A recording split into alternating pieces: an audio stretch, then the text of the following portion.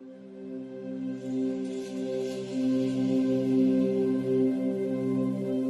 say we'll never forget this year. The isolation, the fear, the loss. They say that 2020 will leave a permanent mark. That historians will spend decades writing about these months.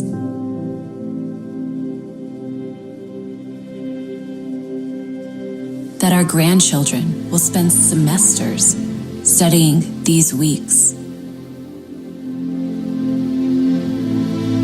But while 2020 has broken every norm, it will not break us.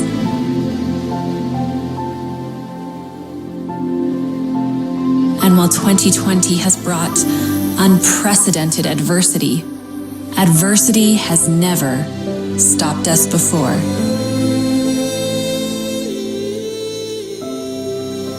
And even though we're now separated,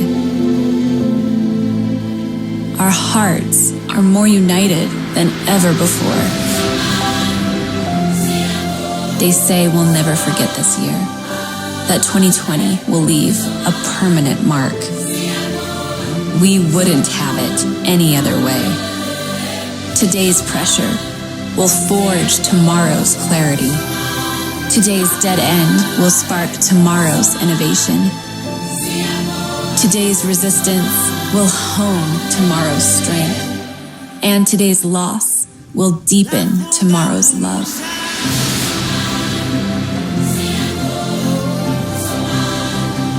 The most important pursuits have never been easy.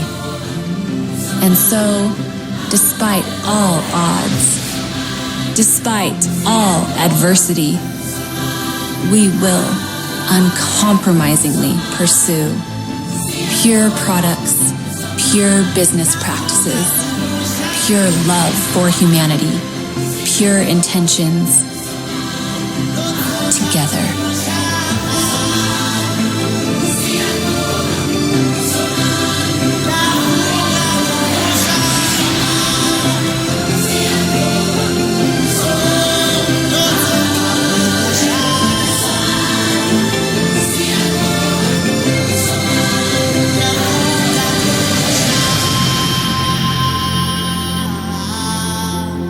We say 2020 is just the beginning.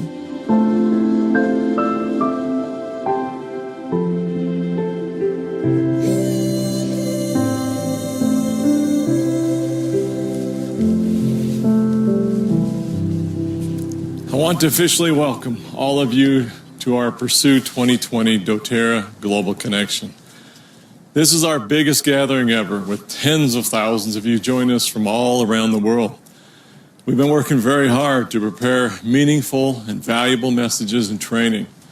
I suppose it's not possible to duplicate the electric-like energy that happens when 30,000 of us are gathered together in person. And like you, we are looking forward to the return of those days. In the meantime, as we gather online, I do not think any of you will be disappointed in what you're going to experience in the next couple of days. Now, we are in the middle of unprecedented and challenging times, unequaled in nearly all of our memories. Sadly, we recognize that some of you have been directly impacted by this global virus. For all of those who have struggled, suffered loss, or are working to find a foothold today, please know that our thoughts and hopes are for many brighter moments ahead for you and for your families. You have our love and support. I'm sure there are many more of you who may be experiencing significant economic stress.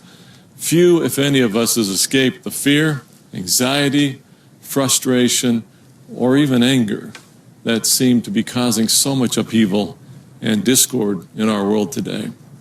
One of our goals over the next couple of days is to help restore trust and hope, perhaps something we all could use a little more of.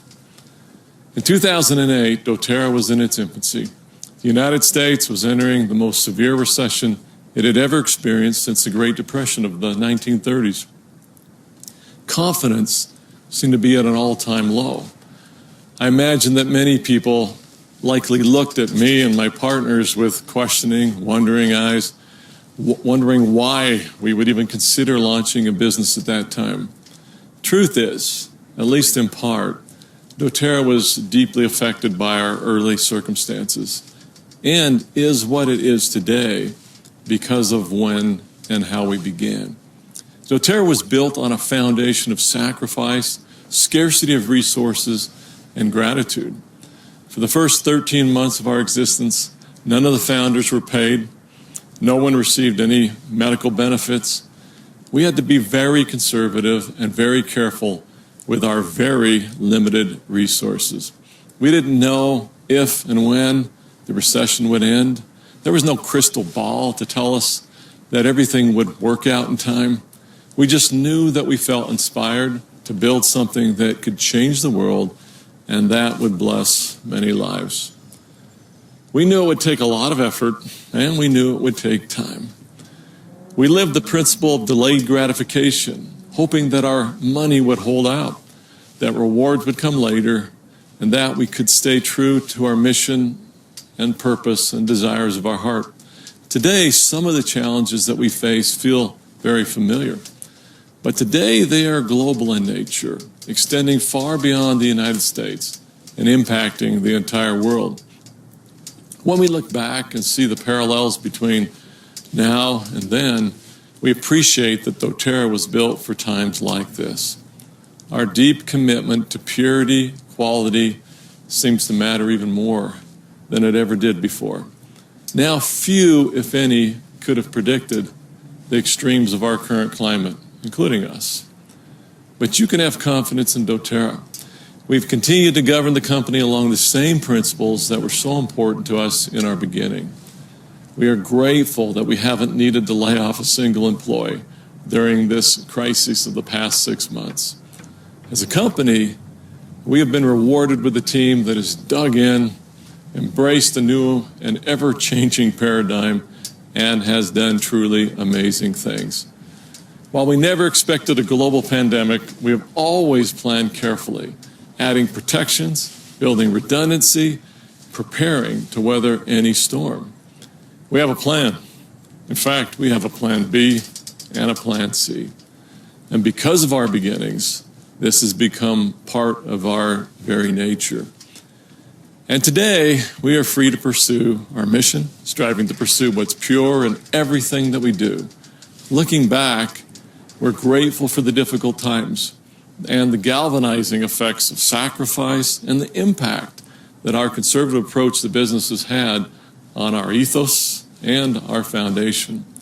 Today, doTERRA has become the gold standard in essential oils in the entire industry. And it's not just us saying so. We've taken our global botanical network and scientific and medical partnerships places that others simply cannot go or are not willing to follow. Purity and quality are the strengths of doTERRA. And as I said earlier, now it matters more than ever. We've had to really scramble the past 6 months, working hard to meet the increased demands for our products. Our amazing team has embraced these challenges, and as you will hear from some of them throughout the event, I'm sure that you'll agree that our capabilities are greater, our supply is healthier, and production is increasing. We are significantly stronger and better prepared to meet the future challenges. Some amazing achievements have happened this past year. Despite the challenges and constraints of a pandemic, we've managed to complete significant humanitarian projects around the world. One of these is the hospital in Somaliland, serving over 500,000 people in one of the most remote and difficult regions of the world. Even the World Health Organization was stunned recently upon learning of the completion of this project. You'll be hearing more about this, as well as numerous other significant humanitarian projects around the globe, all made possible because of you, your generosity, and your passion. Nothing of significance ever happens without passion. Of late, some of our priorities have shifted closer to home. We are excited and committed to taking action and doing our part with the support of our new Inclusion and Diversity Committee, helping all of those who feel marginalized or perhaps less visible. Together, we will learn, and we hope to soften hearts, to open minds, to facilitate healing. We're working to build a more united, stronger doTERRA family. Perhaps some of you have found some silver linings during this pandemic experience. Perhaps you've taken a little more time to become reacquainted with your family members and friends. Perhaps you've used this time to refill your cup and to recharge your batteries. Hindsight is always 20/20. For me, understanding the past helps me to appreciate and better understand the future. And the future is very bright. So what does the future look like? As I said, it helps to look back at the past. Almost exactly 6 years ago, Emily Wright and I were returning from the first trip to Somalia. We were gone for about 2 weeks on that trip. While we were gone, the entire company moved to this new, beautiful global campus. I remember going back to our old, now empty offices that weekend, where we had our humble beginnings. As I cleared out my office and boxed up my personal effects, I found myself completely alone in a completely empty building. As I walked around in the silence, observing the small 10-foot by 10-foot room where we had our very first product store, I found myself saying, what were we thinking? We were starting with nothing. It was a recession, so much fear and uncertainty. Yet we had hope, perhaps a fool's hope, but we locked arms with our friends who also had hope, who went on to become great leaders, influencing so many and doing so much good. Today feels like another beginning.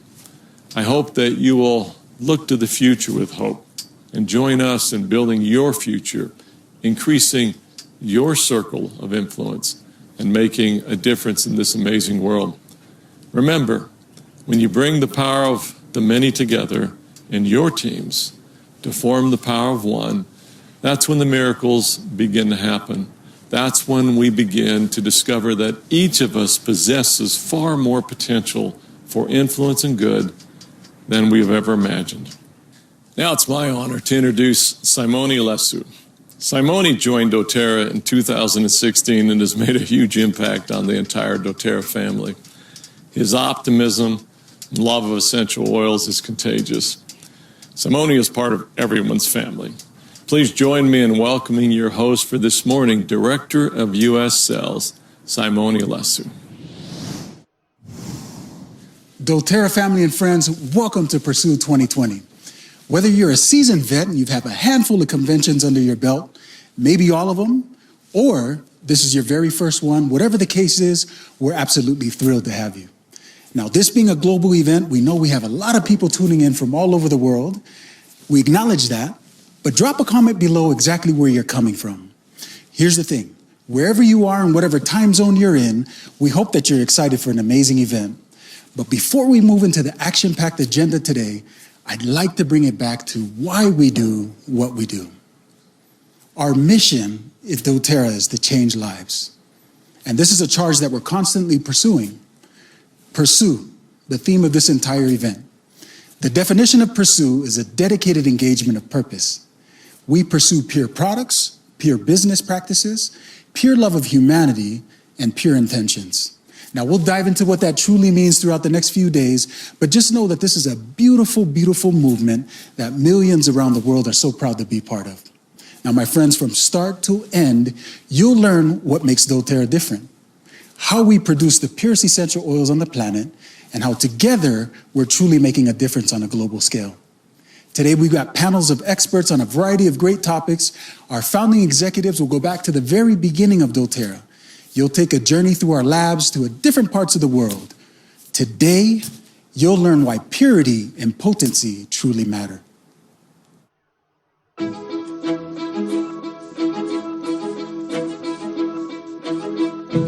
What does it mean for a product to be pure? Is it the strongest? The most effective?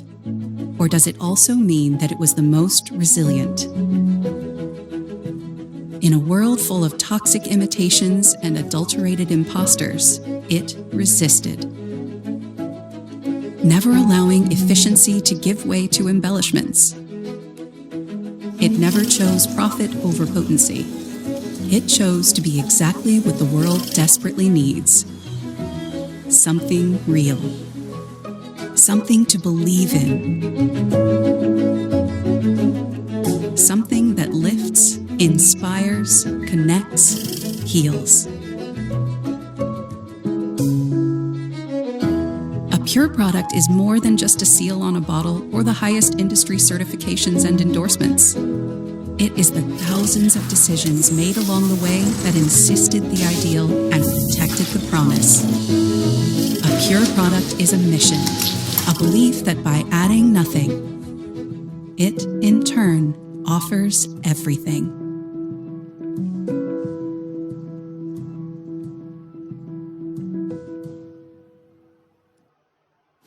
Now, oftentimes we're asked, what makes our essential oils different? It's a common question. When you're serving your family, your loved ones, your communities, quality matters. We know our essential oils will do what we say they will do, and quality brings that confidence. This has been in the doTERRA DNA from day one.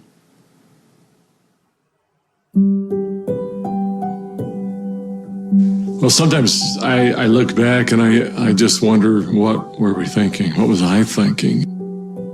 We went for a long period of time with no resources. And when I mean no resources, I mean no resources.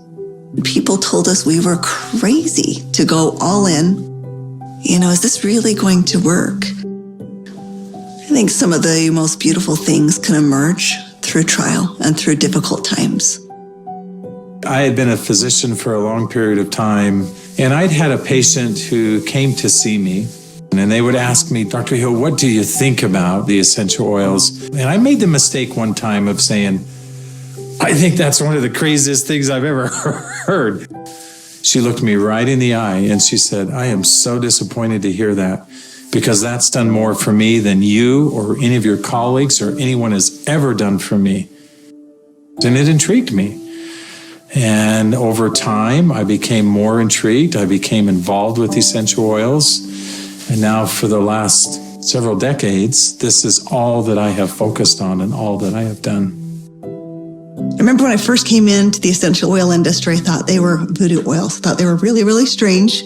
It wasn't long before I started using oils on my kids, and I was amazed at what I was able to do and how it empowered me as a mom to take charge of my family's healthcare.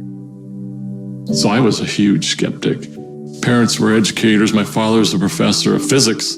So I just wasn't raised with anything but allopathic Western medicine. I learned over the years how effective they were and can be, especially if they're pure.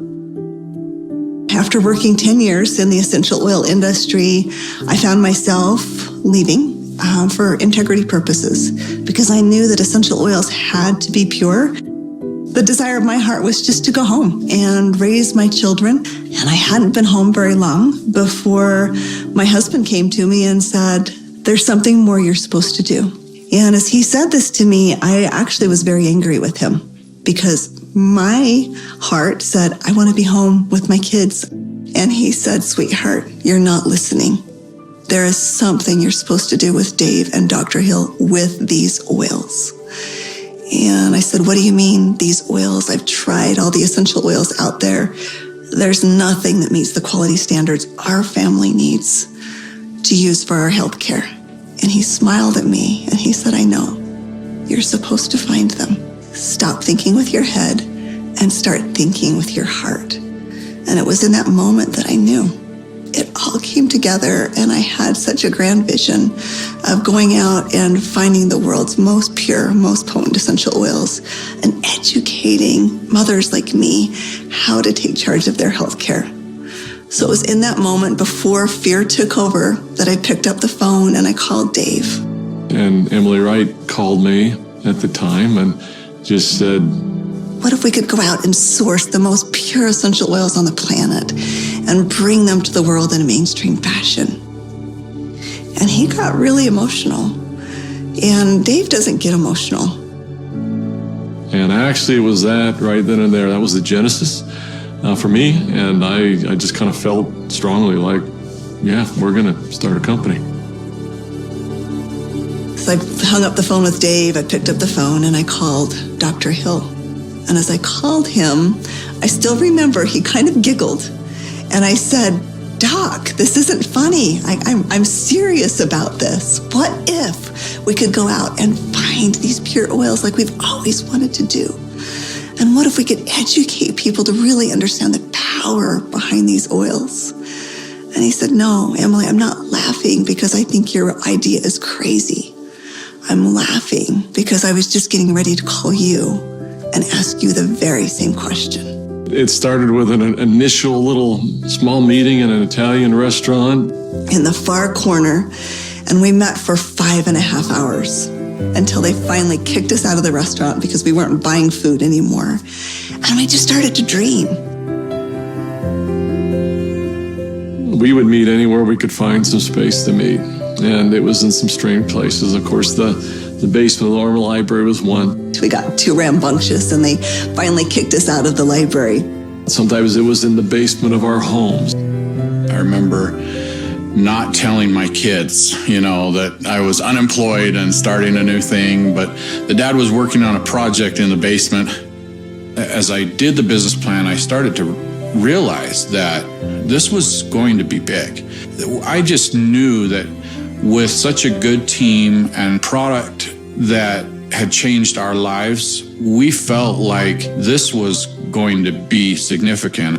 So as we began in the spring of 2008, that's when we had a massive falling out with the housing market in the United States. And there was a lot of panic and a lot of fear.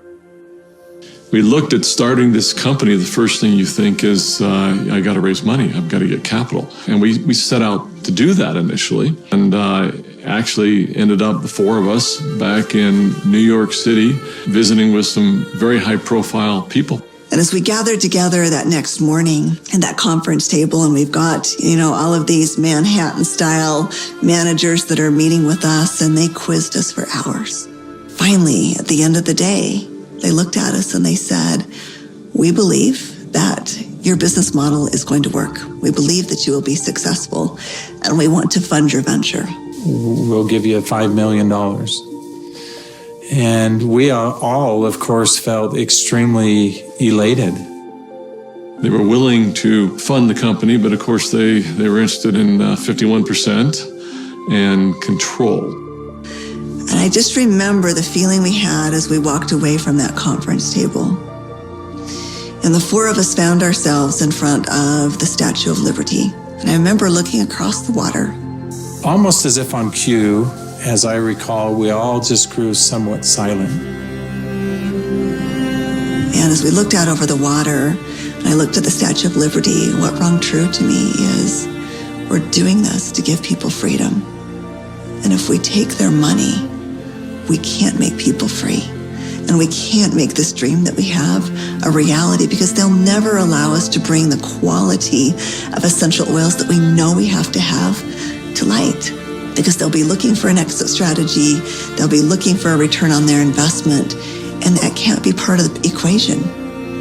I remember standing right next to Dave Sterling, and Dave looked at me and in kind of a somewhat shocking way, he asked me, how much money do you have, Doc? And I said, I don't know. And he said, how much can you pull together? And I said, I don't know. And he asked each one of us in succession, and before we left the park that afternoon, we had made the decision that we were unable to take any resources from anybody, and instead, we would all leverage everything we have. We took the equity out of our homes, we cashed out 401ks, we liquidated everything we owned in order for this dream to come to fruition. And so as I expressed this to my wife, I remember very clearly, she just looked at me and said, well, I trust you. You'll take care of us, and we'll be fine. And we had family members even come to us to say, you're foolish. Your family is going to be homeless. So we went all in, everything. We didn't hold anything back. We thought it would be for just a couple of months that we went without any income, but it was 13 months. Those final months, we're eating almonds and yogurt and telling our kids they can't go to dance practice and they can't play sports because we don't have enough money. But having that belief that it was all going to be worth it. And I remember a day that we had $5,000 left in our account. $5,000 because we had just put together this big oil order. And we didn't know how we were going to make payroll. We didn't know how we were going to make commissions. And just to see how doors open every single time, as long as we continued to step forward, that doors open. People ask me sometimes, how are you guys able to do what you did? And, but everybody rolled their sleeves up and we did every job. We did this job, this job, this job. I was supposed to go out and find these precious oils.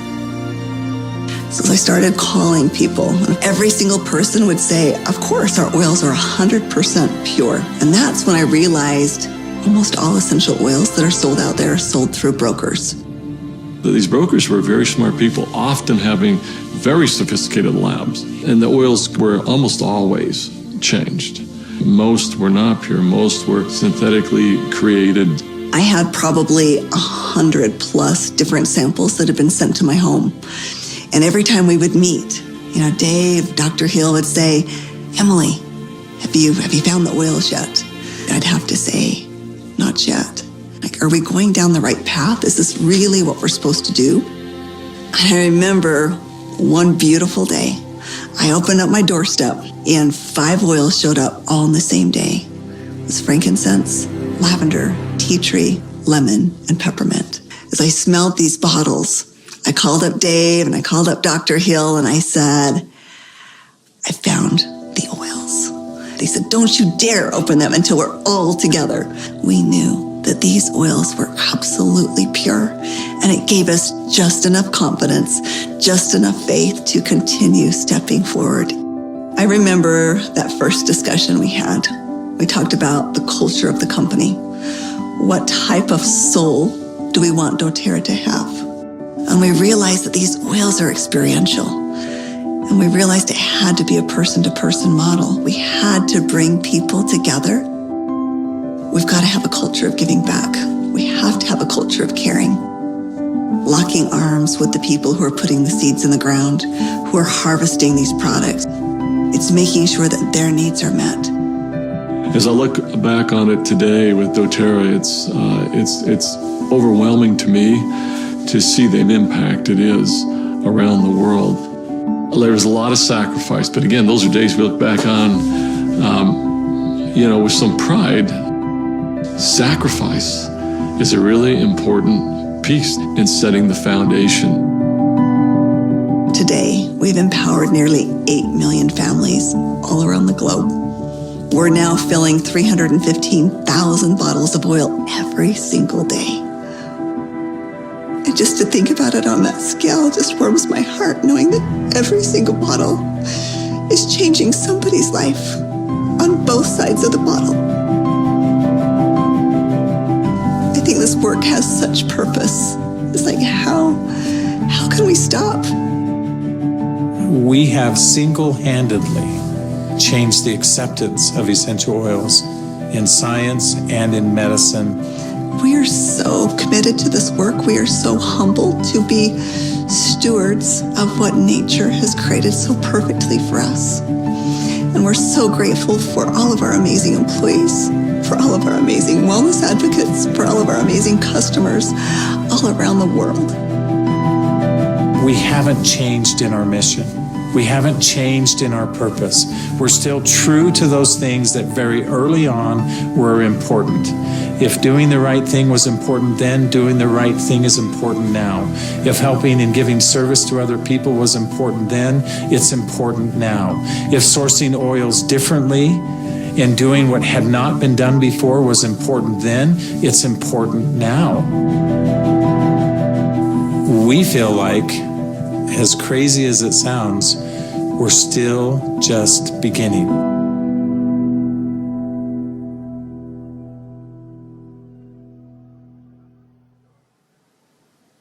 From those humble beginnings to today, we welcome you to doTERRA's campus here in Pleasant Grove, Utah. I'm Andrew O'Hare, doTERRA's Chief Commercial Officer, and with me today are all 7 of doTERRA's founding executives: Greg Cook, Mark Wolfert, Dave Sterling, Emily Wright, Dr. Hill, Rob Young, and Corey Lindley. Thank you so much for being with us here today. And first, a question for everyone. In 30 seconds or fewer, can you tell us your favorite essential oil and why? Corey, let's get started with you. Sure. You mean other than On Guard soft gels, right? How do you live without those?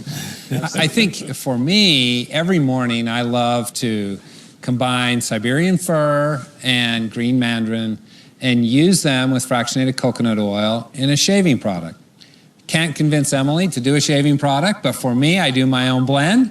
And it reminds me of what's going on in Russia, what's going on in Brazil, and everywhere around the world.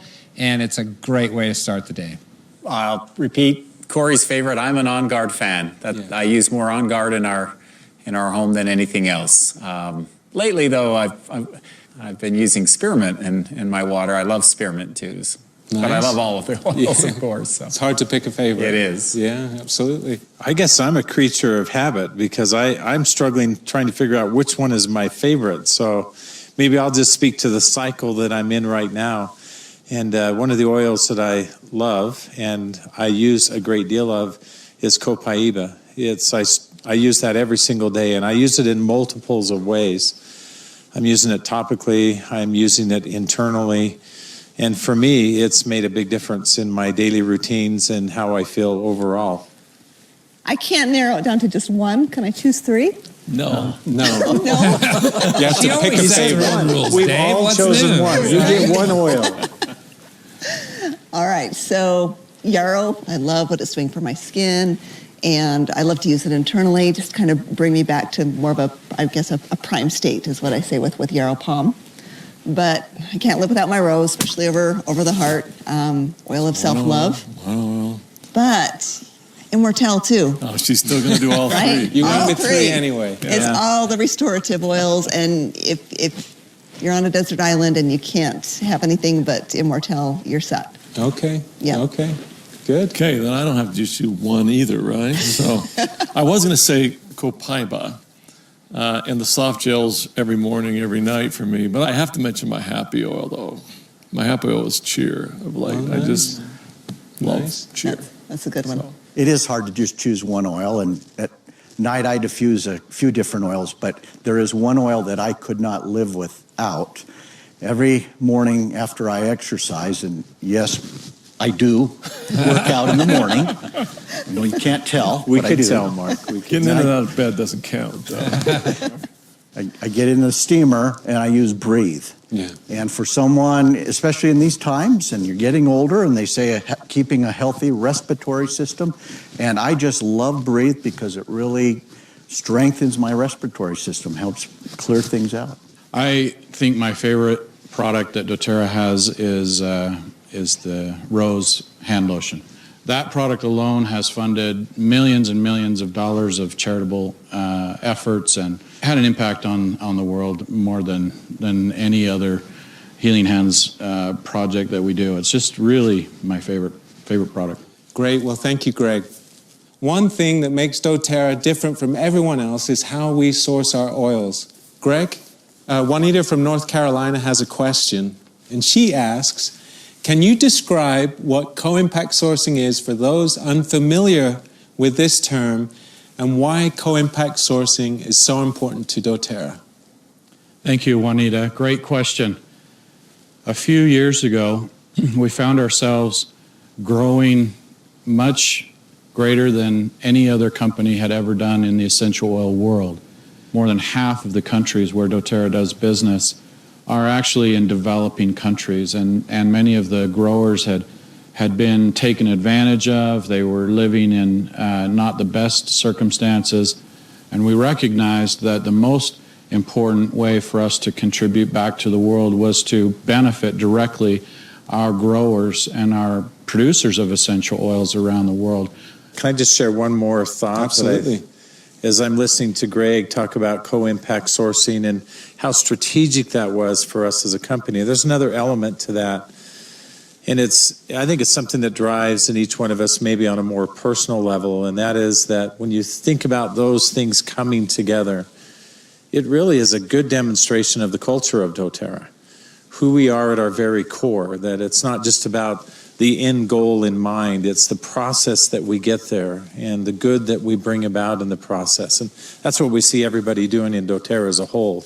One of the things that's been really important to us in doTERRA, especially as we've expanded the essential oils beyond just this personal use, and everyone knows that we have this big foray into the sciences and all that we're doing that way for research, that demands that we have consistency. And the only way to do that is to fine-tune our processes. And so all of that combined has helped us to do not just what Greg mentioned, but to do it exceptionally well. And the quality that we see, the consistency that we see within that, with purity as a main element and component, really drives us to where we are today. So I have a question for you, Doc. What percentage of essential oils on the market today, what percentage are actually pure? Do we know that? I think it's kind of hard to tell, but I could give you my best educated guess. One of the things that we've done consistently in doTERRA, and we're all very familiar with this, we know our competition. We know the marketplace. I think in a large sense we've redeveloped the marketplace to our standard, and that's why we're able to do what we do. But I don't think it's an exaggeration, in all honesty, to say that nearly all essential oils, now exact percentage, what is that, 95, 98%?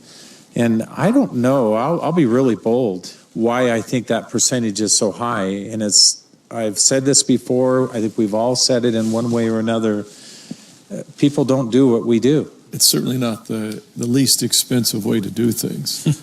Well, Corey's chuckling. I think he would agree with that statement. There's a lot cheaper ways to do things than the way doTERRA does them. In terms of our investment in the growers and working with them every step of the way we go through the distillation process, the way that we are primary and right there, the team that we have that flies around the world.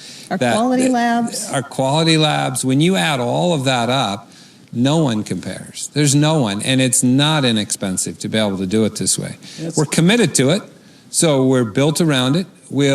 We find ways to have efficiencies in other areas, right? So that we can stay focused on bringing these oils, but it's not cheap. You know, we hear that, obviously we're in the essential oil business, but I hear sometimes that people will say that we're also in the empowerment business.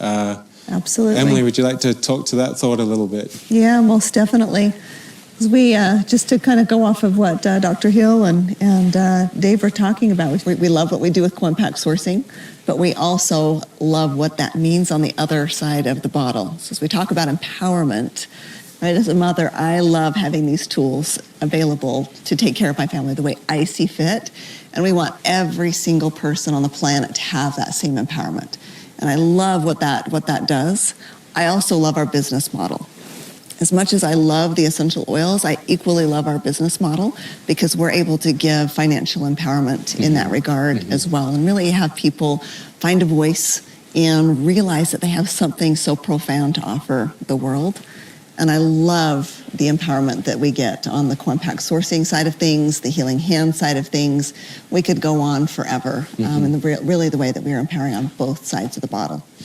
I know we also provide opportunities to go to the areas in which we source the co-impact trips, whether it be Kenya, Guatemala, I'm going to miss a few, Bulgaria, Nepal goes on and on. I had the privilege to go to one, and it really created that connection and love, not only for doTERRA and the good that we're doing, but also for the product. And Rob, I know that you have traveled extensively on many of these such trips, and we had a question from Gretchen Ulanowski, who asks, what has been your favorite doTERRA sourcing trip, and why sourcing in general? That's as hard as asking me which oil I like the best, but all those trips have been special trips for us. And you say, maybe our question is, what has been most memorable for me at my age? That's the one that's been most recent. But I think we've been in maybe Guatemala the longest when it comes to kind of these co-impact sourcing trips. But that's amazing because we've been there long enough now that, like, the first time we went there, the little kids in the little village, remember, now when we go back, we see them grown. And we recognize them, and they recognize us. And you've kept expanding the facility there as well, right? Anyway, it's very gratifying to see these young children grow up and how they're being changed and how they're continuing to become empowered with what we're doing there. It always just amazes me how doTERRA is in the right place at the right time. The very first trip that anyone from doTERRA made to Nepal, and we were there right after the earthquake. And I know what we're doing right now in Somalia is completely off the hook in terms of a project, a story worthy of a documentary. Absolutely. Frankly. And that'll be forthcoming. But you bring back memories. I remember being in Nepal the first time with Emily, and shortly after that earthquake, and I remember the first time in Haiti, similar after that, shortly after their devastating earthquake, the first time that we were there. And again, you just watch the people, and they're a little in shock still. And, it's amazing and so gratifying that doTERRA has this opportunity to come in at a grassroots level and try to make a difference and try to relieve some of this suffering and provide some economic means. And Dave, I remember you saying last year that we don't just buy farms, we build farmers. And Corey, I know you're over our global operation, and we actually had a question from Kimberly Van Sessen from Westville, Indiana, who asks, how do we choose the oils that we source? Well, Kimberly, that's a great question. It's a collaborative process. It's not just the operations team, but it's a collaborative process between Dr. Hill's science team, Emily, and marketing team, Dave, and his experience, and everyone. The whole team comes together. We have a multitude of oil possibilities, but from a sourcing side, I will just say that we only will source oils where we can know that they're sustainable and that we're helping people, and that we can supply them in a way that is ethical. Well, I like to call it the doTERRA difference. And I feel part of that difference is the impact that we're making on the ground. Mark, could you talk to a little bit to the human impact that you're seeing and how that kind of impacts your life? Well, when we started this, and we, as Greg says, we didn't have very much at the beginning, but it was always our goal, our dream that someday we could make an impact, not only in the United States where we started, but all around the world. And as, again, we started to source, it gave us a profoundly unique perspective on what we have and perhaps the responsibility, the opportunity for sure that we have to share a little bit with others and help them enjoy some of the things that we take for granted. Yeah, well, thank you. We did have lots of questions on the future of doTERRA, our vision for doTERRA looking out. We had a question from Heather Rodriguez from Sparks, Nevada, who asks, where do you see doTERRA in 10 years? And what are you most excited about for the future of the company? Maybe we'll start with Greg and move around. So for the next 10 years, as more and more people continue to look for natural solutions at prices that they can afford, from a source that they trust, that relevancy of doTERRA, given our current environment and the sort of changing world that is going to be with us for the foreseeable future, makes doTERRA perfectly positioned. And I have never been more optimistic or more excited about our future than I am now? Well, I'm going to try to answer that question by going back to the past a little bit, Andrew. And in fact, I'm going to set Dave up here a little bit. So Dave, I don't know if you remember this conversation, but I do, and it had a huge impact on me. You said something like, first of all, Mark, I see us eventually being a multi-billion-dollar company. And I thought, okay, what have I got myself into here? Who is this guy? And because at the time, I think we were doing $150,000, maybe $200,000 a month in volume. And then you said, and I see us marketing our products in countries all over the world. And you talked about the expansive product line, that essential oils could be the foundation for everything that we do. And again, a very narrow-minded, ignorant attorney at that point, I was thinking, well, essential oils, that's kind of it. We've got 40 oils, that's good, right? You talked about having millions of wellness, we called them IPCs at the time, remember, independent product consultants. Talked about having millions of wellness advocates around the world, and I think we just had a handful, couple thousand. So, I don't think I'm as amazed today to see that as I was trying to fathom that at the time, but I'm interested, Dave. I'm going to turn this over to you. So that's what you saw in that first 10 years or so. What do you think in the next 10 years we're going to see? Well, first of all, I hate to say I don't remember the conversation. You're going to say I told you so? But, no, I don't even remember the conversation. But for me, first of all, it's all about foundations. And doTERRA started out the right way. Looking towards the future, all of that we've been talking about here today, this foundation of sacrifice, this foundation of purity, this foundation that went from there to this incredible social responsibility with our co-impact sourcing and so forth. All of these pieces that have come over time have set us up for the future, and I think the future looks pretty bright for doTERRA. So I think about where the world is today. I don't think there's been a time that people have felt so alone and so isolated. And these are scary, uncertain, unprecedented times that we're living through right now. It's not by accident that we named this event the Global Connection. And when I look at these essential oils, they are so powerful in really uniting us and connecting us as human beings. When I look at what does the future hold in the next 10 years, I see doTERRA as a vehicle that will really connect humanity and really bring us together for a very common cause, for a very specific purpose. Many people will say to me, well, doTERRA has arrived. You're already such a large company, I don't even matter. And I want every single person to know that they absolutely matter. And the connection that they make with another human being may change their life forever. That they may be the exact person with the exact message that they need that will give them hope. There's a proverb that says, if you have health, you have hope. And if you have hope, you have everything. And we're dealers of hope. Something that's always playing in my mind is that, yeah, we are living in some unprecedented times. But I'd like to put a little bit different connotation on that. Unprecedented in the sense that we now know more than what we've ever known before.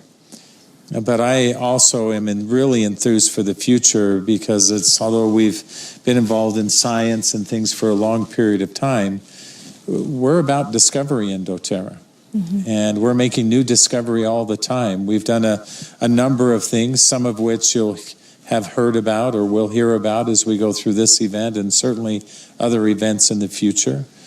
But we're making discovery, and it's impactful in how we accomplish and do what we do best at doTERRA. I feel like in these times that we're in, there is an undue amount of criticism that falls not just upon us, but maybe upon doTERRA as a whole, and maybe even on the essential oil industry.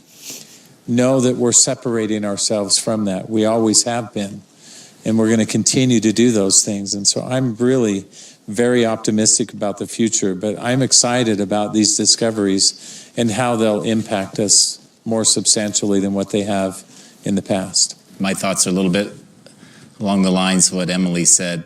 You know, when we started this company, remember, we started this company during a economic recession, right? And doTERRA was the tool for many people when it came to some of the challenges that they were facing during that economic recession. But I kind of feel we're kind of suffering from a little bit of a kindness or a humanity recession right now, and I think people are needing kind of that human connection and that human touch again. And I think while doTERRA is not the only way we'll connect with each other, I think we are uniquely positioned to be the answer for many people to find that kindness and that connection again with people.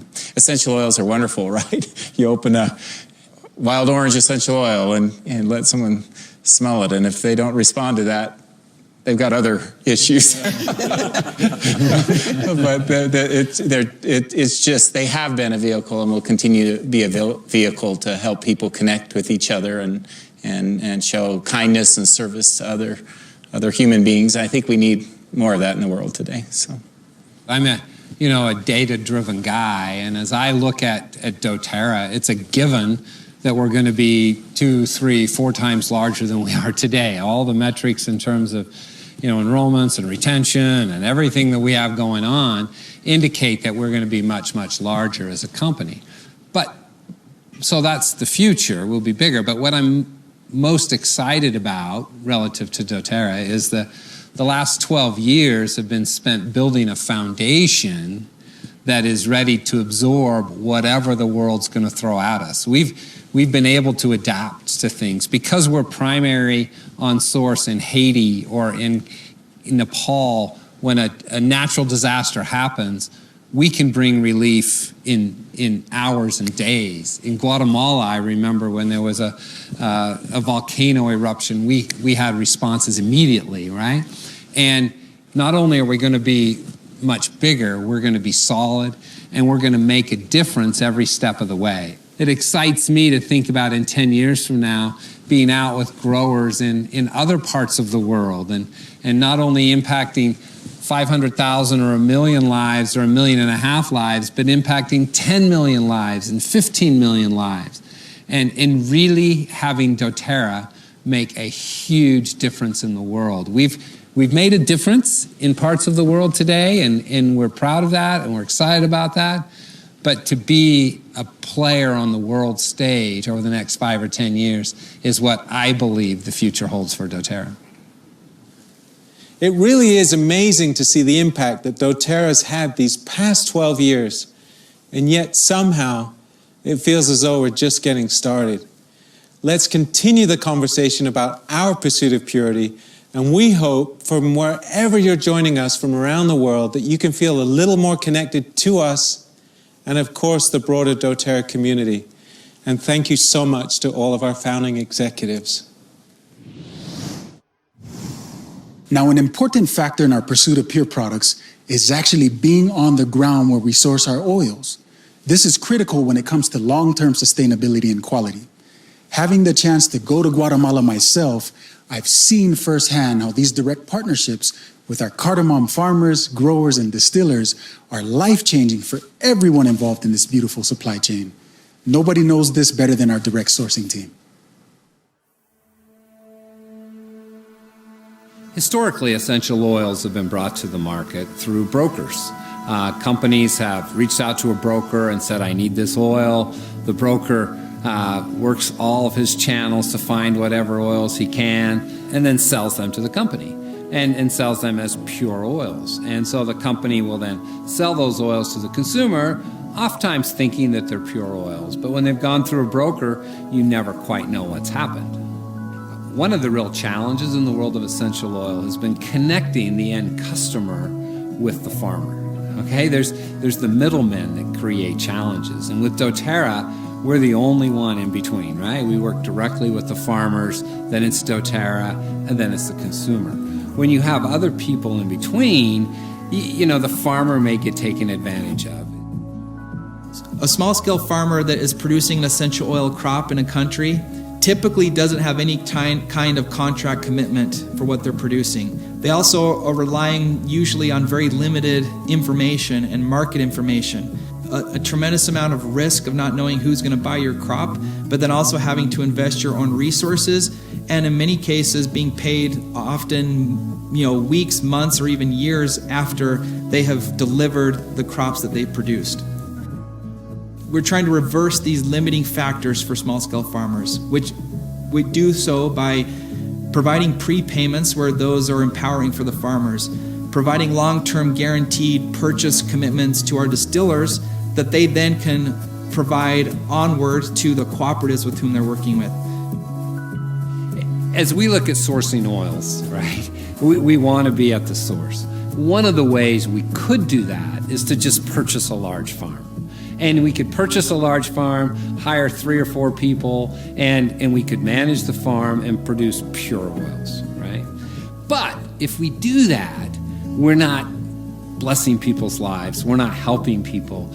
It's these artisan farmers, these people for generations have had family farms, and we don't want to put any of these people out of business. They know how to do it. They know how to do it in a way that produces the best oils.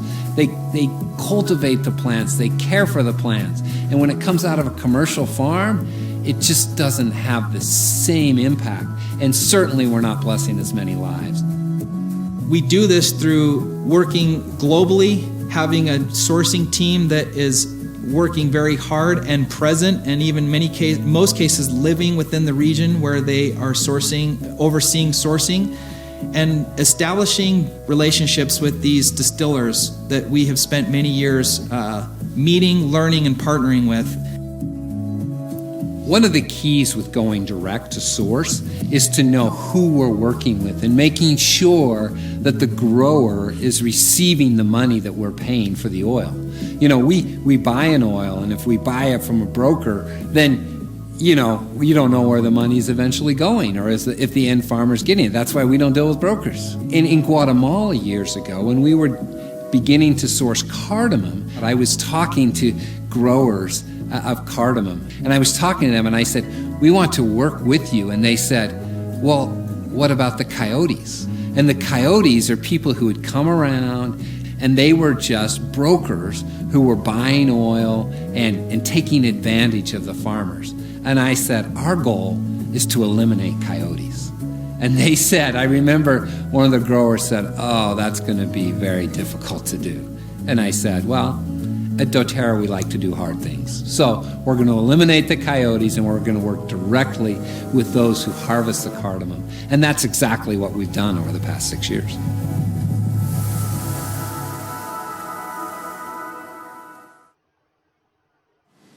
I think we've all heard the saying, if you want something done right, then do it yourself. Being on the ground with our farmers, it's not that we're actually doing it ourselves, but we have the ability to influence what most companies can't or won't, or quite frankincense-ly don't. Now, all jokes aside, it's the job of our sourcing team to make certain we have these beautiful partnerships and long-term sustainable sourcing. Pretty easy, right? It's not, but Tim Valentiner and his team lead this incredible crusade to ensure we have the best of the best provided by the thousands of partner farmers from Bulgaria to Madagascar and all the way back around. Direct sourcing and forming long-term partnerships are central to doTERRA's sourcing strategy.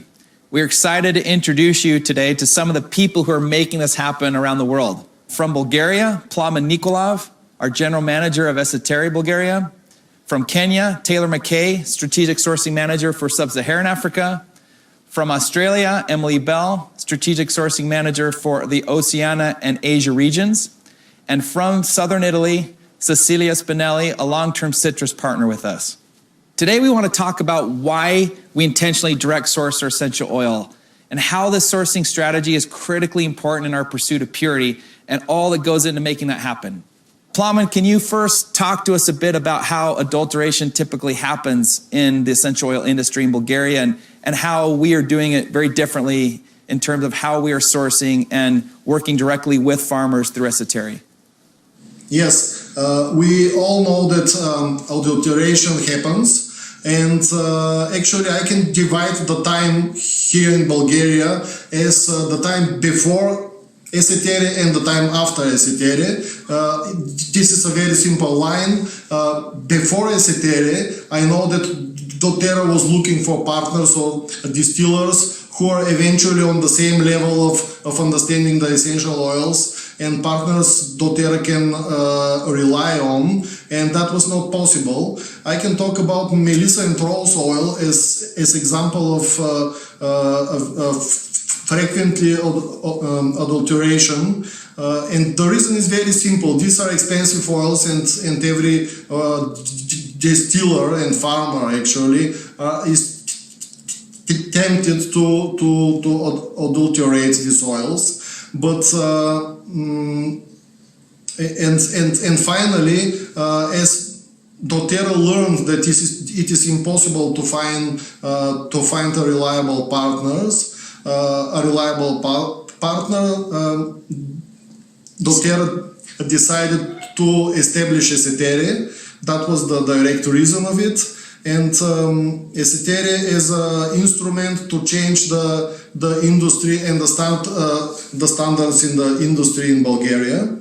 To actually create a new standard, right? A new standard, yes. We really had a difficult time finding partners that aligned with our priorities of purity, of ensuring that we're getting the best quality, but really the focus on farmers and ensuring that they were the central part of everything we were doing, that it was a farmer-focused operation first and foremost. And without really having any partners that share that vision, we realized we had to do it ourselves, but to set a new standard that has now really raised the bar for everyone else that's functioning in Bulgaria now currently. Exactly, and it was the logical step by establishing own company, 100% owned company in Bulgaria, and the life of esoteric after that is very, very, very clear and very logical. We started to establish long-term relations to farmers. The oils we distill at esoteric are lavender, melissa, yarrow, and we partner with important rose distilleries. In the meantime, while the construction of our own rose distillery is still running, and we are expecting to be ready for the 2021 season of campaign of the rose. Yeah, we are all very excited for Terra Rosa to be completed and to be able to have the crowning jewel of essential oils from Bulgaria be the rose oil and being distilled ourselves through Esoteric. It's going to be very exciting next year. Absolutely. Thank you so much, Plamen. It's truly been a transformative effort in how these oils are sourced in Bulgaria. And Plamen, Esoteric is the amazing place that it is today because of your incredible leadership and the amazing Esoteric team who work tirelessly to prioritize purity, but also farmers first. The journey for how Esoteric was born and what it is accomplishing today is honestly a story worth a lengthy book. It's amazing to think back where we were just 5 years ago, and we hope that all of you have the opportunity at some point to visit Esoteric on a co-impact sourcing trip or an incentive trip to see all of this happening firsthand. So thank you again, Plamen. Welcome. Now we've been hearing this morning how rampant adulteration is in the essential oil industry. And Emily, I want to switch to you for a little bit on this topic. You've been involved in the essential oil industry for some years now, including working prior to doTERRA with a distiller that supplies us with a beautiful essential oil, but also focuses on very large fragrance industry clients. Tell us a little bit about your past work and what root causes you've seen that lead to adulteration and how prevalent it is currently. Yeah, sure. Thank you, Tim. Indeed, I previously worked for one of doTERRA's partner distiller here in Australia before I joined doTERRA and the sourcing team. So I can say that I witnessed firsthand, how serious doTERRA is about sourcing pure and natural oils. And having to do that, meaning working directly with partners on the ground, because the fact is that to avoid any risk, you can't be buying any oils from brokers, because you might face, potentially be supplied with adulterated oils that, they would have done that for their own benefit. So, yeah, working directly on the ground with the partners is definitely key. So when I worked there, I did deal with a lot of large fragrance companies as well. And even though both aromatherapy and fragrance companies tend to aim to source sustainable products, I also saw that the fragrance industry is much more focused on the aroma of the oil rather than compared to purity or the chemical composition. And so it was a bit like the aroma always had to be very standardized. So if there was a slight difference between, from one batch to the other, that could be an issue for the end product. So I'm not going to say that fragrance companies actually promote, adulteration of oils, but it is a fact that they use a lot of biotech alternatives or ingredients or synthetic molecule isolates, all these kind of things, which really, give that standard aroma. So for the fragrance companies, sourcing pure and natural oils like we do in aromatherapy is not the most important things, I believe. The reality is that we are very different, and because we're working with natural products from nature, this means that natural variation should be expected. And so a lavender bottle now from this past harvest season should have a slight aroma difference from the lavender that's harvested next season or the following season. And quite frankly, if you buy an essential oil and it smells and looks and tastes and feels the same for the next 10 years, you should be worried, because it means that it's likely not pure and natural, because natural variation is part of the chemistry and part of what nature produces. Thanks so much, Emily, for your insights and background from what you did prior to doTERRA, and obviously love everything you're doing with us and for us as our lead in the Oceania and Asia regions, and all the beautiful oils that are coming from those areas, and most importantly, the partnerships that you're fostering and continuing to develop there.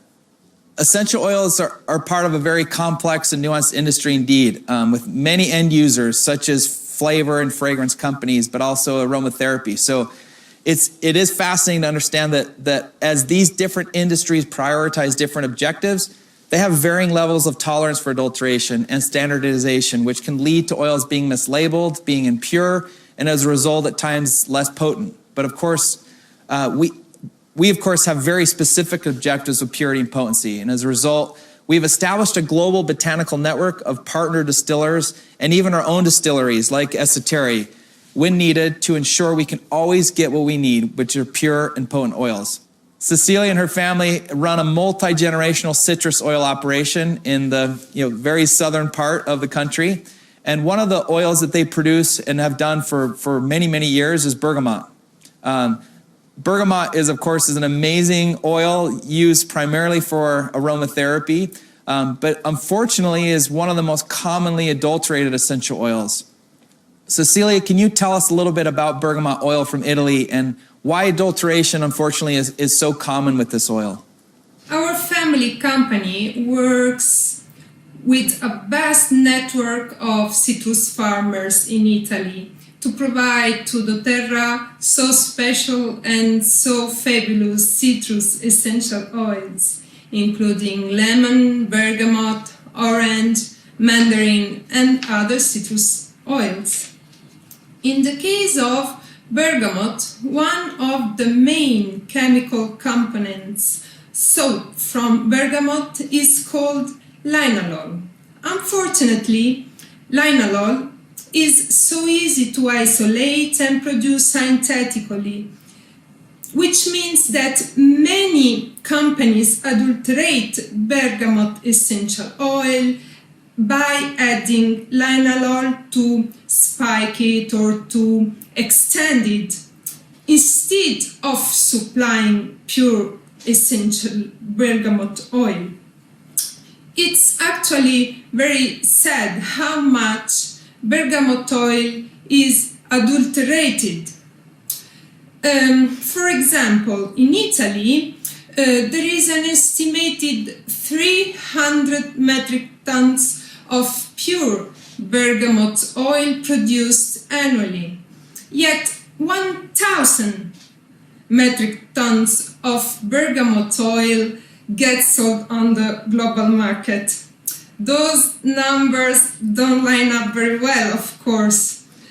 And this means that there is a lot of pure bergamot oil that is extended or adulterated and then sold to whoever is willing to buy it, whether they know that it is adulterated or not. This means that basically 700 metric tons of bergamot oil being sold on the market is not actually pure. If the estimates are around 300 tons per year and 1,000 are being sold, that's coming from somewhere. And it's so sad to see that level of adulteration happening for an oil that's so precious and important as bergamot.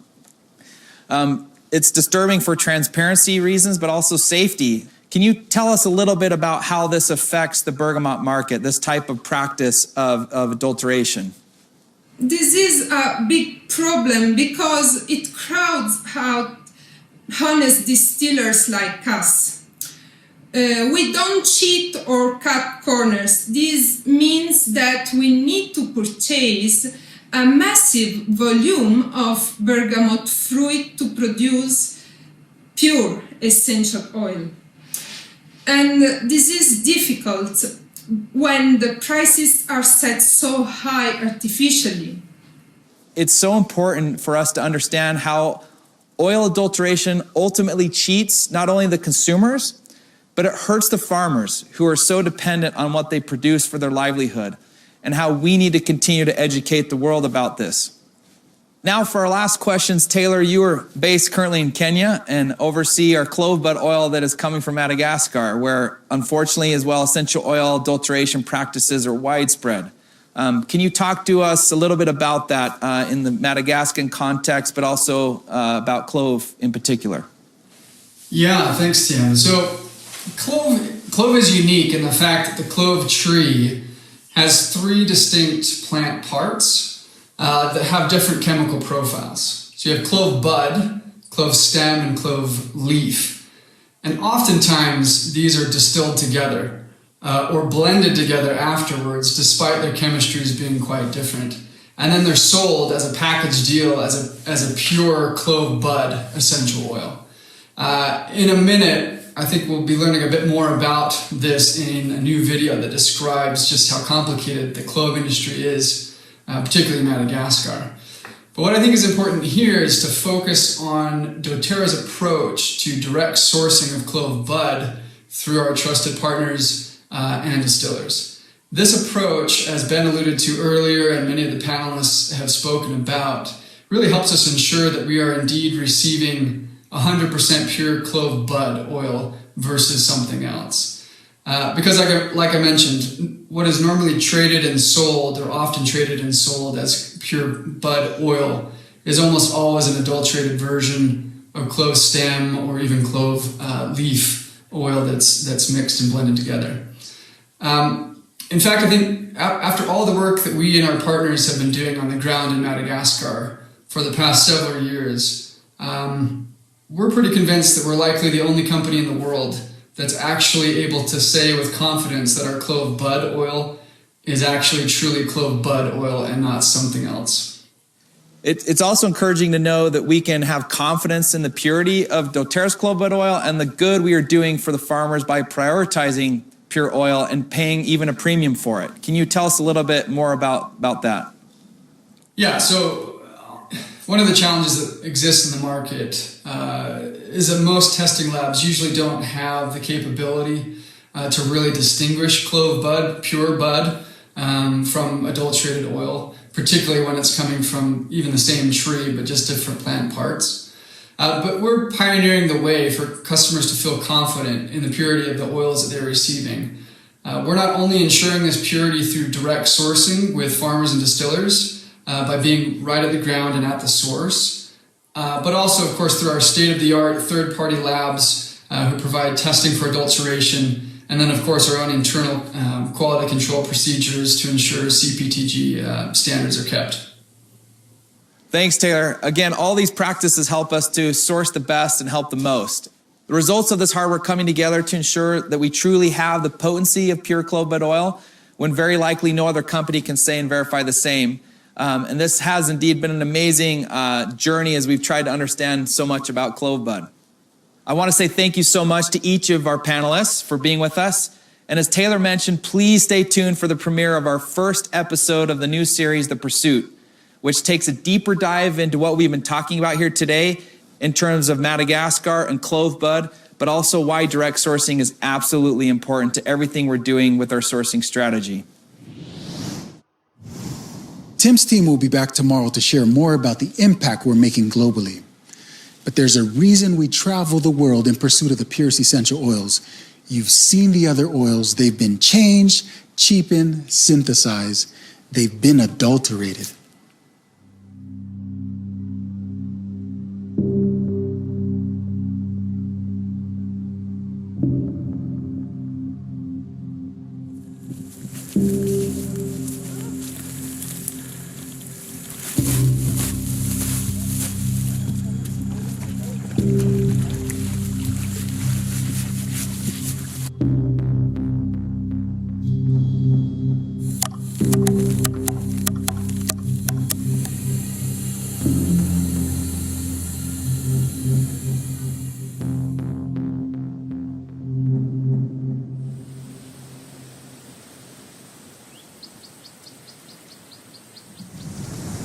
There are 18 tribes scattered across our island.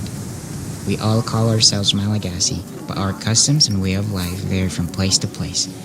Here in Mananzari, we are members of the Atambaoka tribe, the smallest tribe in Madagascar.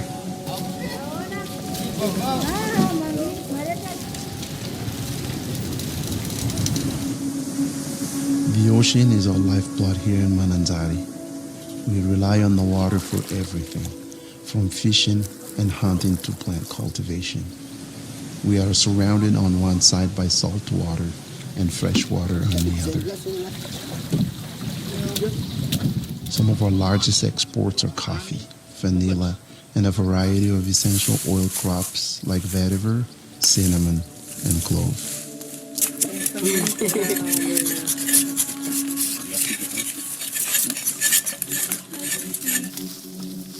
There are 2 large exporters here, and countless farmers running their own small distilleries. In this area alone, there are more than 80 small-scale distilleries.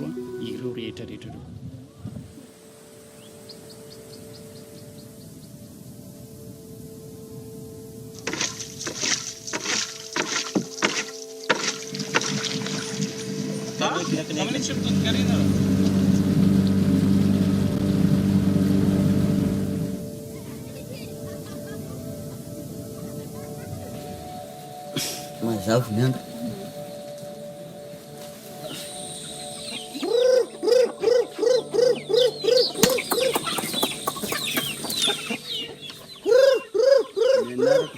My name is Joseph Clarice.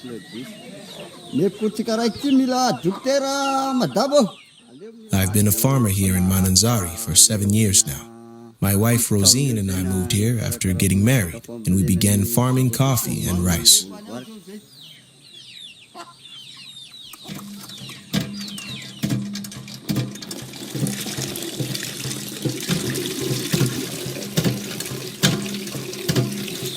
We have a simple life here on the outskirts of Mananzari. Each morning, Claudius feeds the chickens and prepares our tools while I fetch water and cook breakfast.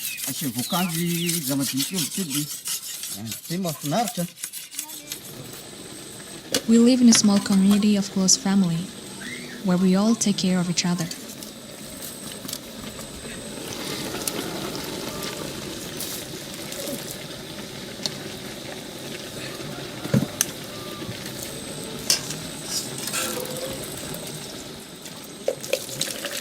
We have a young son named Claudio. He's 7 years old. He always says that he wants to be a doctor when he grows up. Claudio's education is very important to us. Up until a few years ago, we were still only planting coffee and rice, but that wasn't enough. We started planting clove trees, which provided an additional income we could use to send Claudio to school.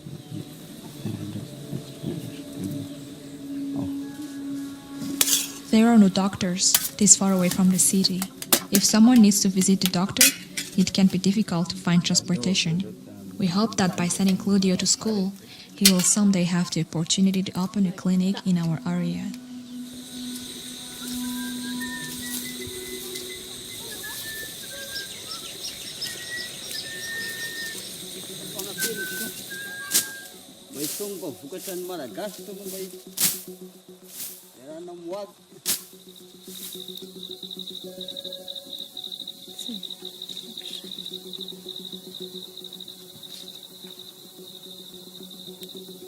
Planting clove isn't enough to make us rich, but it does get Claudio his education and also allows us to save for the future.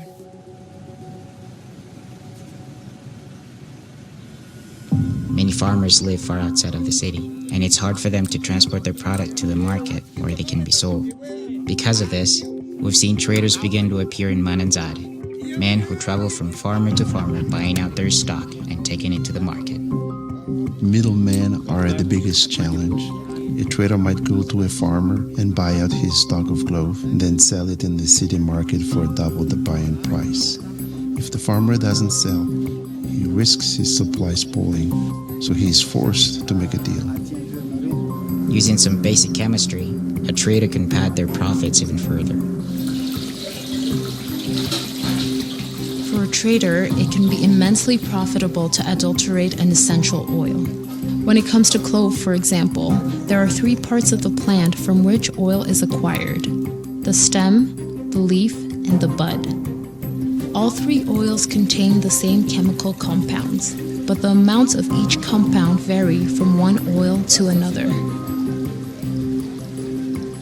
The most desirable chemical compound in clove is eugenyl acetate.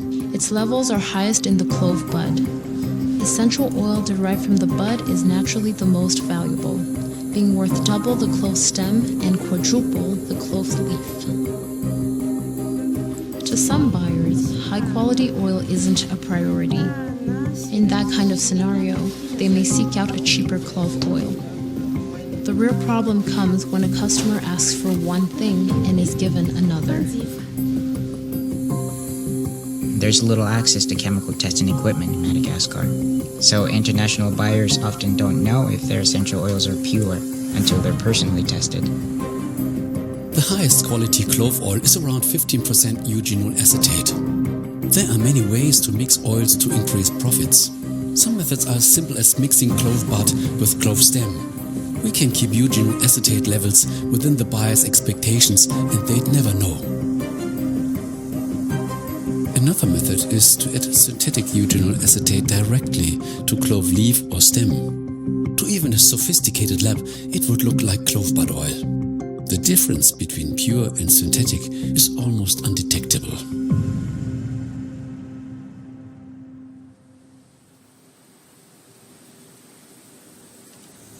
Naturally, most sellers claim their oils are pure, and it would be difficult to prove them wrong.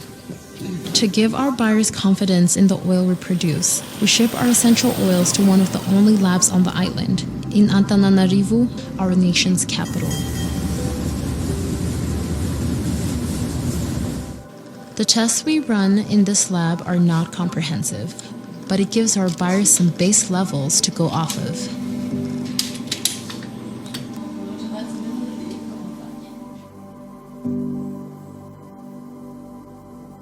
When essential oils arrive here at doTERRA, we do a series of tests to confirm the purity of the oils.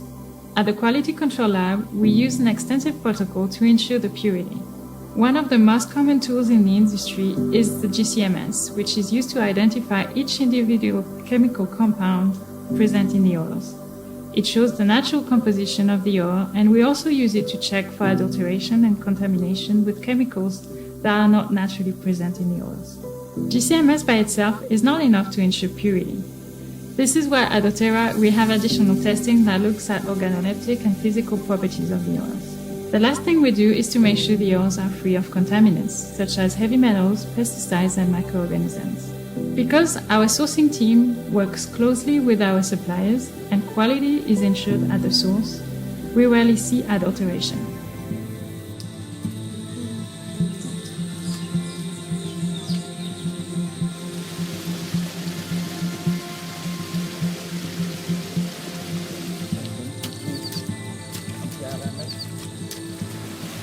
All around the world, farmers are dependent on oil producers for their livelihood. Gladys and Rosine represent hundreds of thousands of farmers who work hard to provide an education and future opportunities for their children. These farmers are the heart of the essential oil industry.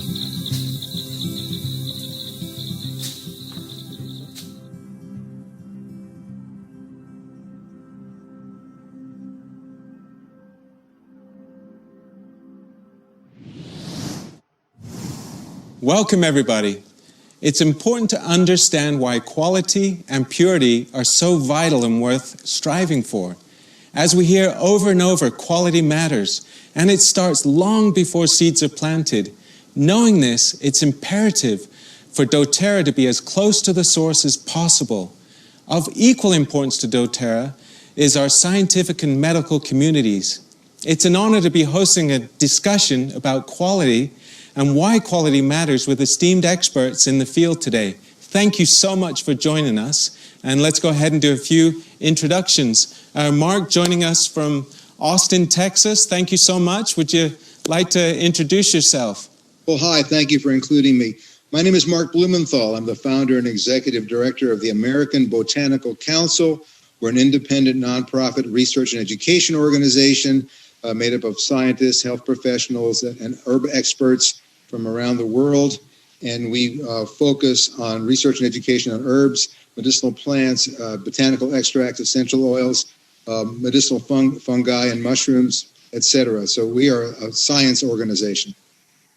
Thank you so much. And we're excited to have you here on the panel today. Dr. Satyal. Hello, everyone. I'm Prabodh Satyal, Chief Scientific Officer for Aromatic Plant Research Center, APRC. I received my doctorate master's degree on essential oil research in University of Alabama, Huntsville. I've been doing essential oil research it's closer to more than 10 years. And what has your research been focused on primarily? Most of the research are focused on adulteration, okay, discovery of synthetic marker, and chirality-based adulteration detection. Okay. And those are the things that helps to, decipher adulteration in those times, so. Fantastic. Thank you for joining us. Thanks for having me here.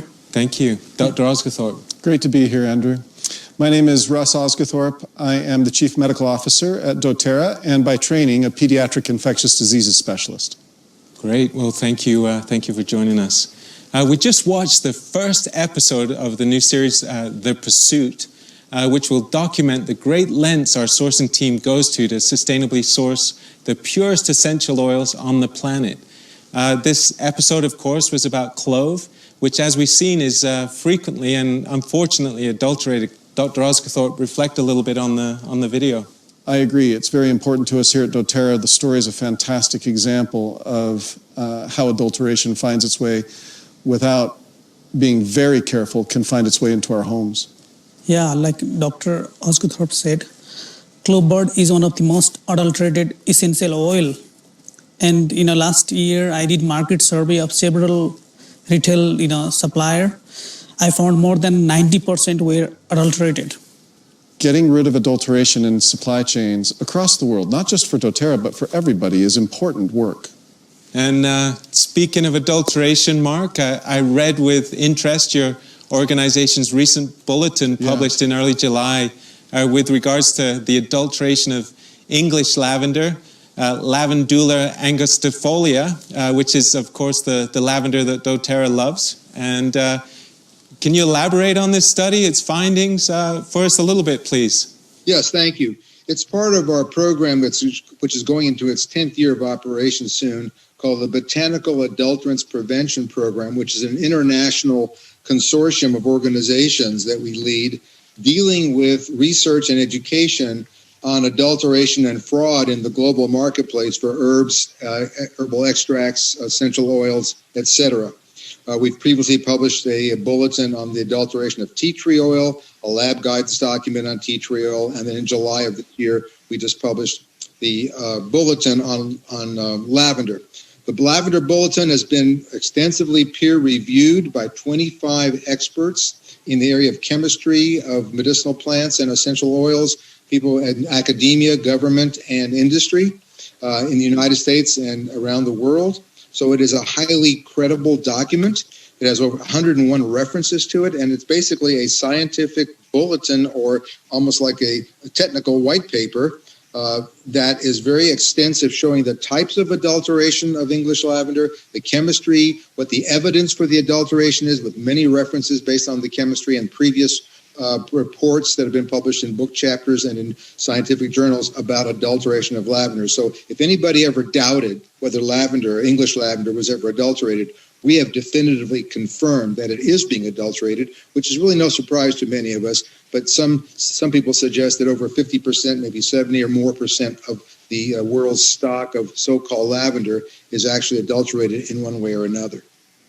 Yeah. Thoughts on that, Dr. Osgathorpe? Well, I mean, yes, I have so many thoughts on that. Yeah. It drives me crazy that lavender, which is used by hundreds of millions of people every day across the world in a plethora of products, they just don't know what they're using. Yeah. We have done with both APRC as well as doTERRA partnerships with NCNPR at the University of Mississippi similar studies on adulteration, and have found that up to 2/3 of the lavenders currently on the market, marketed as essential oils, not just products containing lavender, but the essential oils on the market, 2/3 of them are highly adulterated and of poor quality. It is important to know what it is that you're using. doTERRA goes to exceptional lengths to make it clear to everyone what you're using. We publish and source to you the GCMS of each lot of lavender that we sell you. We get rid of many, many totes, huge batches of lavender that don't meet our quality specifications or that are adulterated. Tim Valentiner and his team go to exceptional lengths of making sure that our supply chains are full of quality lavender rather than adulterated lavender. I can't say this really strongly enough. We as an industry have to clean up ourselves because nobody's watching. So doTERRA's doing it right. Yeah. Very few people in the industry are. Yeah. And we should call it out when we see it. Absolutely. And so these publications that the American Botanical Council, that APRC, that NCNPR are doing are all playing a role in helping everyone around the world to understand how adulteration affects us. Yeah. And Mark, how is your the bulletins that you're putting out, how is it being received? People tell us in various companies that they have reset and revised specifications for various ingredients, botanical ingredients, based on our adulteration reports, and consequently have often changed their suppliers, presumably to a better supplier, because of the information they've learned from us about adulteration. So we believe we're having a positive impact, which in the long run, at the end of the day, is good for the consumer. Yeah, absolutely. Yep, a report like that has to be produced a lot, Yeah. Not only lavender, I was asking him to, make more. Yeah. Yeah, there are a lot of problems on industry. I know last year you conducted a market study on lavender. Mark alluded somewhere between 50 and 70% on the market potentially being adulterated. What was sort of the findings for your market study that you conducted? We did on 50 companies. Yeah. Around 78% were adulterated. I know we are very proud of our partnerships. You alluded to the NCNPR partnership, which is the National Center for Natural Products Research at the University of Mississippi. How's that partnership going, Dr. Osgathorpe? Oh, phenomenally well. We've had a great year with them. So we're working on similar research to what the American Botanical Council with Mark and what APRC has done with lavender. We're also helping to fund and support research into lavender adulteration. In that research, what they're doing at NCNPR is using doTERRA's oil as the gold standard for what a quality oil should look like. And this body of work, which will be peer-reviewed and published, will greatly enhance the field and everyone's ability to detect adulteration as well as root it out of the supply chain. A couple of years ago, there were some scientific reports made with regards to lavender that caused some concern with our customers and the general public. The issue in question was that lavender was causing breast development in young boys. Specifically, the study mentioned that boys were exposed to lavender fragrance containing products such as colognes, shampoos, and soaps. Mark, I know you've studied this issue and that your organization is preparing to release a paper soon on this issue. And would you like to kind of elaborate a little bit on that for us? Yes, thank you. And let me just say that the paper has not been completed. We're waiting for some more laboratory tests. It has not yet been submitted to a peer-reviewed journal. So we always want to be careful about discussing something before it's been peer-reviewed. So basically what we have is misreporting in the medical literature by well-meaning people who are clinicians or basically reporting what they saw, and they see that the kids were taking or bathing with lavender fragrance materials, which when they took the materials away, some of these symptoms stopped. So there was definitely a certain association that may be causal related to these materials, but they did not contain, in the best of our knowledge, any essential oil of lavender, but may have contained some synthetic lavender type fragrances as well as any other types of materials that you find in cosmetics. So it's difficult to really pinpoint what the putatively offensive material might be, but it's not essential oil of lavender to the best of our knowledge. Yeah, I agree with you, Mark. I agree that if you're going to implicate a particular ingredient in a long list of ingredients in a product, you should prove that that ingredient is there before you write the article. Well, thanks, Mark, for all of the great work that you're doing at the American Botanical Council. Agreed. And we really appreciate kind of you pioneering these efforts for so many years. Prabodh, quality and purity, why does this matter for the customer? Because when you go and buy in market, when you are going to buy apple, don't buy the orange, Yeah. Because most of the essential oil companies are selling their oils are 100% pure and natural, but they are not. Yeah. And you are being cheated by the retailer or seller. Yeah. So that's not fair. Like Dr. Osgothorpe thinks adulteration is criminal. Yeah. I do also think the same way. Yeah. Okay, fantastic. Yeah. Well, conclude us here today, Dr. Osgothorpe. I think the reason that it matters, Andrew, is it's a safety issue. Yeah. If you don't know what you're putting on or into your bodies, you could potentially be doing harm. Knowing what is in the bottle is the foundation of safety. Thank you, and thank you all for joining us here today.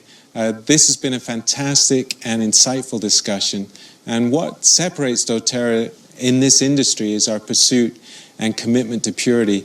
We hold ourselves, our supply lines, and our products to the highest standards. And every oil in every batch is 100% pure, guaranteed by our rigorous testing process. And of course, as we've seen today, the fantastic team in the field, there being as close to the source as possible.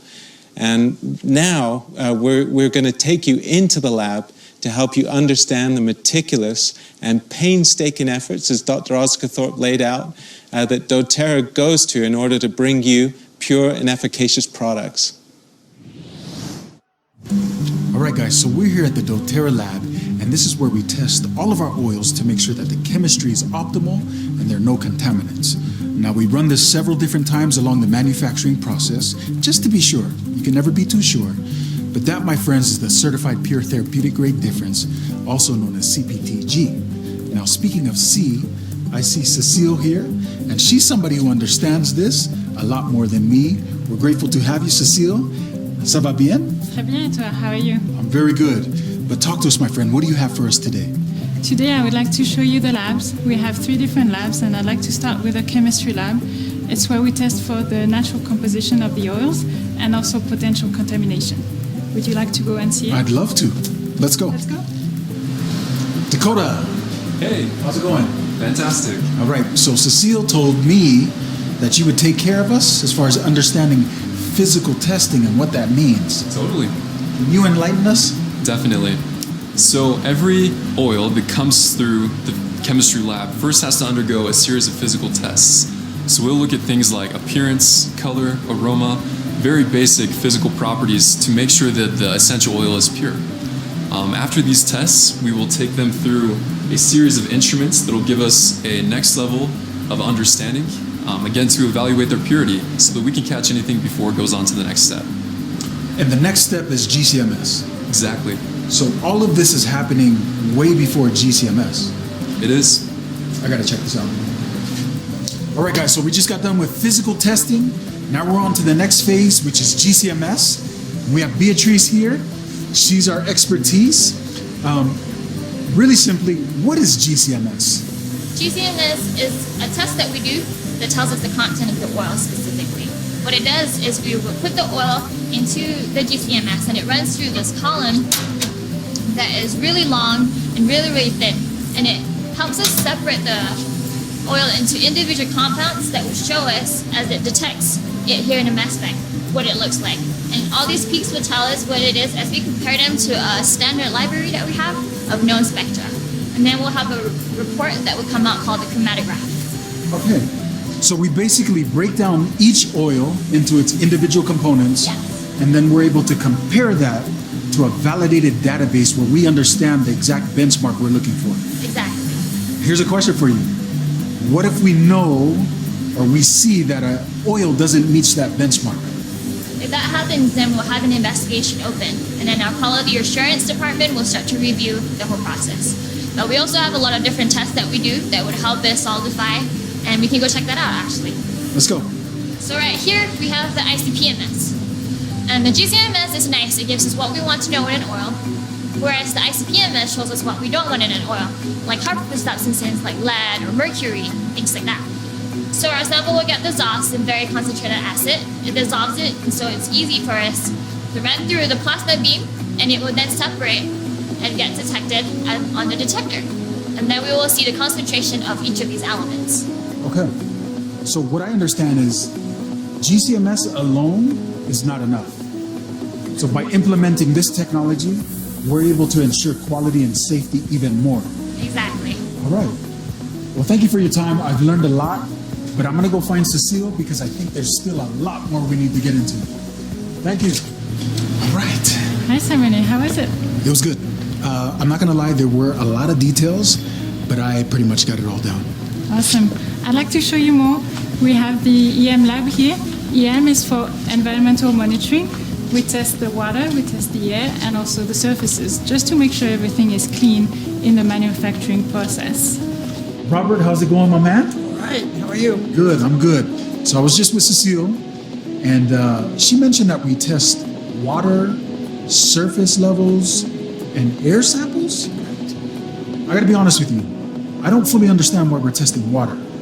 Well, the water doesn't go into our products, but it does touch our equipment surfaces during the cleaning process. So we want to make sure that we're not like getting any contamination into our product, because they are product contact surfaces. So product will come in contact with those surfaces. So we want to make sure that they're clean and good to go. Makes sense, makes sense.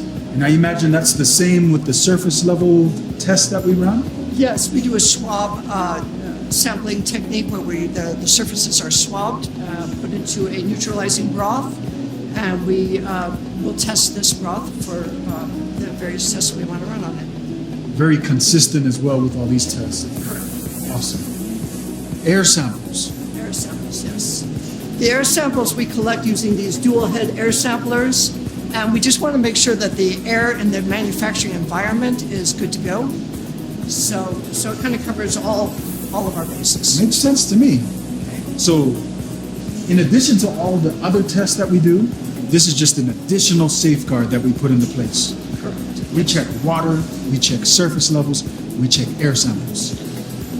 I'm gonna check you out later, but thank you so much, Robert. Appreciate you. Have a good day. Okay, so I knew there were a lot of steps to this. I didn't know there were that many steps, but we're going for quality, so I'm all for it. Yes, well, I have one more stop for you. Here we have the microlab. That's where we test the products at the beginning of the manufacturing and at the end. So we test for potential contamination with bacteria, yeast, and fungi. And Pretty Banana is going to show you around. Awesome. Merci. Pretty, how's it going? I'm good. So Cecile explained that this is one of the final steps before the product ends up in our hands. So that's a pretty important step. Can you explain to us kind of a breakdown of what happens before we receive the product? So this is the microbiology lab, and we test for the microbial contamination if it's to happen. So for example, over here you can see Brady is sampling all those samples to test for the microbial contamination. And this is a product, bergamot mint oil, which is going to be tested against bacterial and eastern mold and staph, pseudomonas, E. coli, and salmonella test. Wow. So that's a lot of testing. I mean, we're running tests way before, right? But this is just another safeguard that we put into place to ensure that there's absolutely no contamination. Exactly. Awesome. So I see you have an example. Yes. So this is to show our viewer that if there's nothing on the plate, that means like no growth. Like you cannot see anything, right? But if there is some microbial contamination, and you can see a plate look like this. So this is our positive control, and this is our negative control. Well, I know you got a lot of work to do, and you look very busy. So I'm going to leave you to that. Thank you so much for sharing that. Thank you for what you do, and we'll see you later. All right, Cecile, so we understand there's a lot of work to be done. We're going to end this right here, but thank you so much for the behind-the-scenes look. That's incredible to see the amount of work and steps that are being put forth just to ensure quality. Absolutely, you're so welcome. I was very happy to show you. It's true, we have a great team of scientists here that make sure our oils are pure, are free of contamination. For sure. And so I know I speak on behalf of everybody watching from home. Thank you guys for everything that you guys do. Thank you, Simon. It was a pleasure. We'll see you. I trust doTERRA oils because before doTERRA, I was like many people using oils that were at the store. I didn't really realize that there was no standard in the essential oil industry. I kind of thought, well, if it says it's 100% pure essential oil, then that must be what it is. The fact that they have a third party test all of their oils and that you can go in and look that up is really reassuring to us to know that what we're putting in our body is exactly what we think it is. And knowing that they do that, like, I'm not worried about using essential oils through doTERRA. So I trust the source. CPTG, certified pure therapeutic grade, we are guaranteed pure and potent oils. When I started doing some digging and doing my research around doTERRA, I started to realize that their standards, their purity, their transparency around exactly what's in the bottle and who farmed it and all of those details they were really transparent about, and that was really reassuring to me. I wanted to know what these bottles could do for my son, for my family. And ultimately, it became something that not only I helped my family with, but I've helped other families with. I'm a believer. I have to believe in something. You don't sell me something. I have to believe in something. And so when I saw her belief in that and how she started to utilize it with her patients, well, then that's when I started to come around myself and start to learn more and more and start to integrate it personally within my practice. I feel safe. I feel empowered. I just know that what I'm giving my children is wonderful. Whether you're a weekend warrior or whether you're a professional athlete, these products and oils will actually do wonders for the body. I don't know where I would be without these essential oils and products. I went to where doTERRA sources peppermint and Roman chamomile. It was two brothers. One brother was distilling and one was out in the farms. And I specifically asked them why they only worked with doTERRA, and they said because they treat us like family. I trust that everyone has been treated well along the supply chain. I trust that everyone has been paid fairly. And that for me is extremely important, the way that we source our oils. And so my heart every day is grateful for doTERRA, what it's done for our family and my health, and what they're doing also around the world to change lives of the growers, bringing them to us. It's pretty phenomenal.